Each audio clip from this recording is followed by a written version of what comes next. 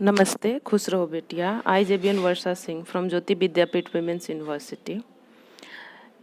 Today's session we will cover process and it process and its management, and also we will see the life cycle of process.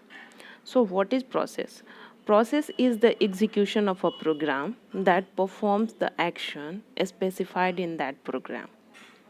It can be defined as an execution unit where a program runs. The operating system helps you to create, schedule, and terminate the process which is used by CPU. A process created by the main process is called a child process. Process operations can be easily controlled with the help of PCB, that is called process control block. You can consider it as the brain of the process, which contains all the crucial information related to processing like process ID, priority state, CPU register, and etc. So, process is the part of your program. Okay, your program is divided into the process. The system call is used to divide the process using fork, and after that it process contain in a process control block where where information related to the process is maintained, like process ID, its priority state, and CPU register, and etc. Every process has different process ID. Okay, and it's a different, you can say that it's a kind of program colon. That means it's nothing but it is exactly the same whatever the features in the first process, the another process have the same features. Okay, there uh, you can say that every process has the similar characteristics. Okay, but it makes program easy to execute. That's why operating system divided the program into process and execute the process their priority based. So now we will see the what is the process management. Process management involves various tasks like creation, scheduling, termination of process, and deadlock. Process is a program that is under execution, which is an important part of modern day operating system. The operating system must allocate resources that enable process to share and exchange the information. It also protects the resources of each process from other methods and allows the synchronization among process. So यहाँ process की हम बात कर रहे हैं. अब process को manage कैसे करना है ये सब कुछ ऑपरेटिंग सिस्टम देखता है. इसे कैसे एग्जीक्यूट कराना है, कितनी मेमोरी देनी है और कौन से प्रोसेस को पहले एग्जीक्यूट कराना है. ओके, अब हमारे पास एक प्रोग्राम के अंदर बहुत सारे हमने प्रोसेस डिवाइड कर दिए. ठीक है, हर एक प्रोसेस की अपनी अलग फंक्शनैलिटी है. अब इसे मैनेज कैसे करना है हम कुछ एल्गोरिथम के थ्रू करते हैं. जैसे कि प्रोसेस के भी अपने चाइल्ड प्रोसेस बनता है through the system call. It use the function method fork. Okay, इसका मतलब ये है कि ये सेम अपनी जैसे ही एक चाइल्ड को क्रिएट करता है जिससे इसका जो लोड ऑफ वर्क है वो डिस्ट्रीब्यूट हो सके. ठीक है, अभी हम यहाँ देखते हैं प्रोसेस का आर्किटेक्चर क्या है. Stack, heap, data and then text.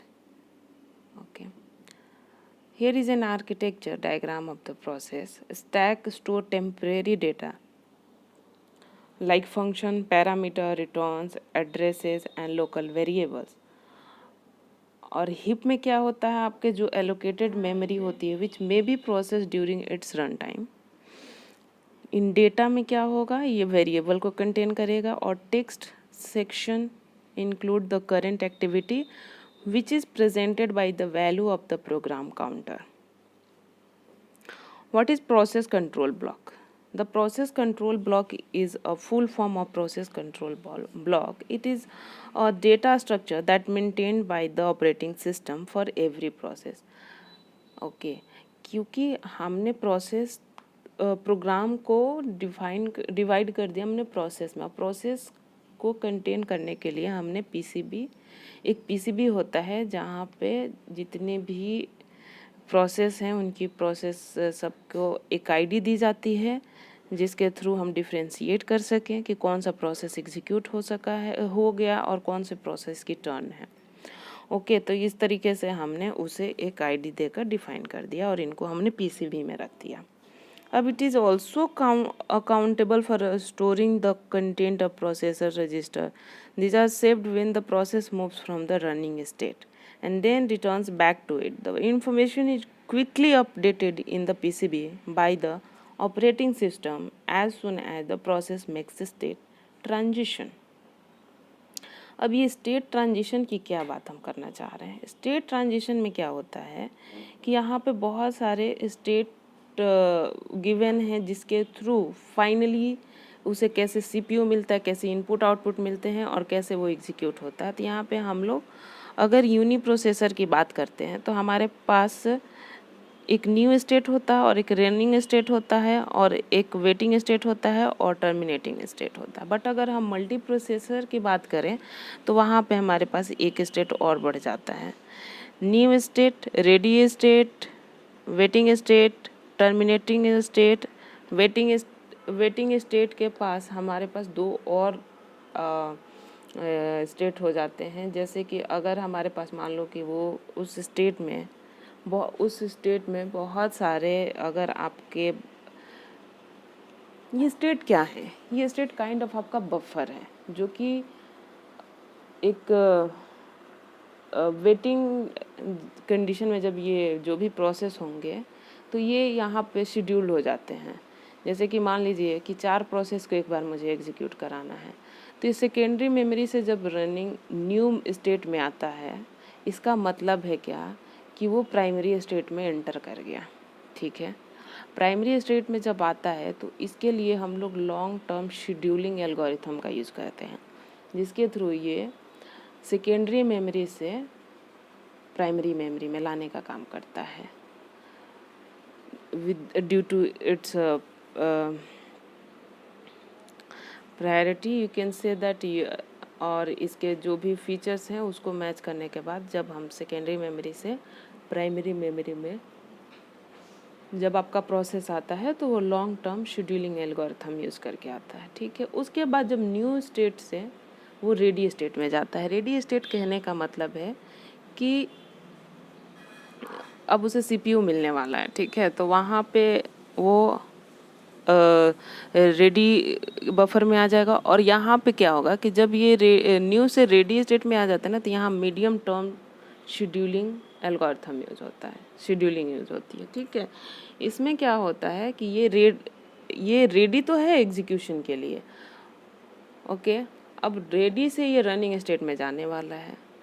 अब इन बिटवीन क्या हुआ कि इसे किसी इनपुट आउटपुट डिवाइस की नीड हो गई, तो ये क्या करेगा कि ये रनिंग स्टेट में ना जाकर ये वेटिंग स्टेट में चला आएगा। और वेटिंग स्टेट में आने के बाद इसे जो भी इनपुट आउटपुट डिवाइस की रिक्वायरमेंट है उसे फुलफिल करेगा और फिर ये रनिंग स्टेट में नहीं जाएगा, इसे फिर रेडी स्टेट में जाना होगा। ऐसा क्यों?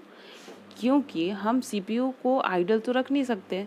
जब ये प्रोसेस हमारा वेटिंग स्टेट में आ चुका है तब तक कोई दूसरा जो प्रोसेस है वो आपका रनिंग स्टेट को आपके सीपीयू को यूज़ कर रहा है। ठीक है, क्योंकि हमारे यहाँ मोटिव है कि हमें अपने सीपीयू को आइडल नहीं रखना है। अब इसके बाद क्या होगा कि जब ये रेडी स्टेट में जाएगा, जब इसकी टर्न आएगी, जब इसको सीपीयू मिलेगा तब ये रनिंग स्टेट में जाएगा और फिर उसके बाद ये टर्मिनेट हो जाता है। ठीक है, तो ये सारे प्रोसेसेस हैं जिसके थ्रू ये एग्जीक्यूट होता है। हम इसे और भी पढ़ेंगे कि ये प्रोसेस लाइफ साइकिल में इसे और डीपली। अभी हम इसे इतना ही समझते हैं कि ये कैसे सिर्फ मैनेज करता है अपने स्टेट्स को, राइट। नेक्स्ट आ जाइए कि प्रोसेस कंट्रोल ब्लॉक की जो हमने बात करी है उसमें एक एक जो आपका प्रोसेस स्टेट होता है वो क्या करता है। Process can be new, ready, running and waiting state. ठीक है, इसमें 3 स्टेट होते हैं। प्रोग्राम काउंटर का मतलब है कि it let's you know the address of the next instruction which should be executed for the process. CPU register क्या है? CPU register the components include एक्यूमुलेटर्स, index and general purpose register and information of condition code. आपको पता है कि register ही हैं जो main component जो आपके प्रोग्राम को एग्जीक्यूट कराने में हेल्प करता है ना। जहाँ पे 1-0 के फॉर्म में, जो बाइनरी फॉर्म में आपका डेटा कन्वर्ट होता है तो रजिस्टर में ही तो स्टोर होता है। तो वहाँ जो भी इसकी जितनी भी रिक्वायरमेंट है ये फुलफिल होता है सीपीयू रजिस्टर के हेल्प से। सीपीयू शेड्यूलिंग इन्फॉर्मेशन क्या है? इसका मतलब ये है कि इसमें जो भी आपने कंपोनेंट दिए हैं with the based of priority based process pointer for scheduling Q and various other scheduling parameters. Accounting and business information. It includes the amount of CPU and time utilized, like real time used, job or process number, and etc. How it manages the memory. This information includes the value of the base and limit register, the page or segment tables. This depends on the memory system which is used by the operating system.